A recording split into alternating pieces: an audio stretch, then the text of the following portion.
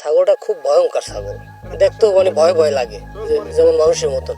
এইভাবে যদি মানুষের মতন একটা পশুর বাচ্চা হয় তাহলে এটা দেখতে একটু ভয় ভয় লাগে না? এরকম এই সর্বপ্রথম দেখা।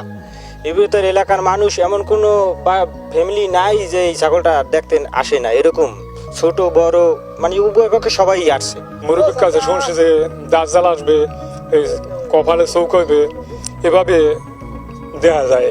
এবার তো মনে করেন যে এই যে পিছনে এই বুড়ো বুড়ে কয়ে গেছে যে দাঁত জাল আসবে শেষ জবানায়, তারপর কোরআন দিছে, তারা যা দেখে বলছে শুনছে এগুলো বলছে, এগুলো মনে করা যায়। ছাগলটার কপালের উপরে দুইটা চোখ, আর এটার নাক ছিল না, আর মানে এটা মুখ থেকে এক পাশ থেকে একটু জিভ বের হইতো এরকম। আর এটা দেখতে ওরকম যেরকম হয়তো হাদিস কোরআনে আছে যেরকম যে শেরজবানায় নাকি দাঁত জ্বাল আসবে, তার কপালে চোখ থাকবে, মানে ঠিক দেখতে ওরকম। হয়তো পশু তার নিয়ে এরকম সমালোচনা আসলে আমাদের করাটা ঠিক হইবে না, তারপরে বললাম। কালকে সকালবেলা ঘুমে থেকে উঠে শুনি মানুষের মতো বাচ্চা ছাগলের খোপে বলতেছে, পরে আমি খোপ সাইডে দেখি 3টা